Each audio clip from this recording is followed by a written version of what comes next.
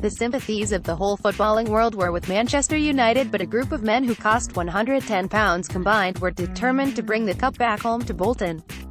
Only 86 days before the final, British European Airways charter flight 609 from Belgrade to Manchester had crashed in the snow at Munich, killing 8 of the United side, affectionately known as the Busby Babes.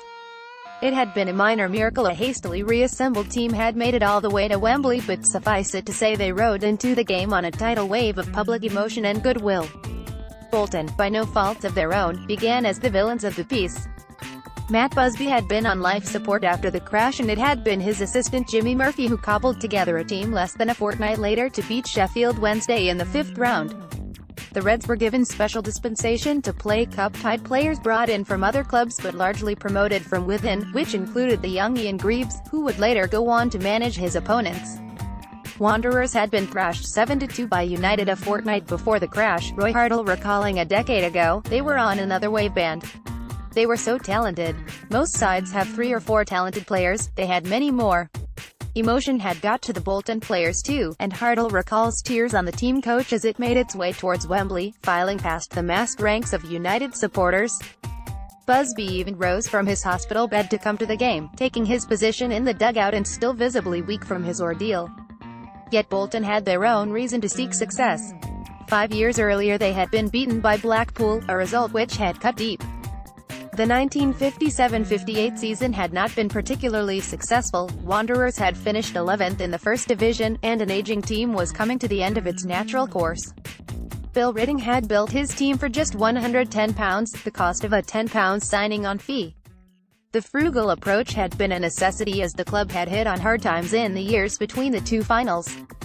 Harold Hassel, recruited for a club record £27,000 from Huddersfield Town, had seen his career ended by injury on New Year's Day 1955, which put a severe strain on finances.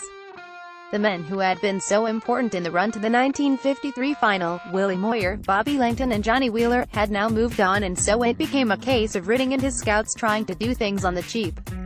The game itself was not a memorable affair, and Hartle recalled how celebrating the victory on the pitch had been difficult, such was the mixed emotions around the stadium.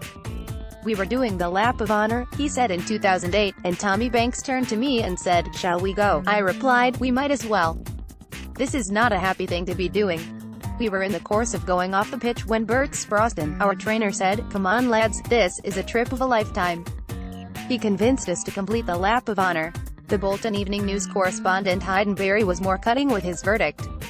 It is not easy to decide where to begin these reflections on a famous victory which has written an exciting new chapter in the history of Bolton Wanderers.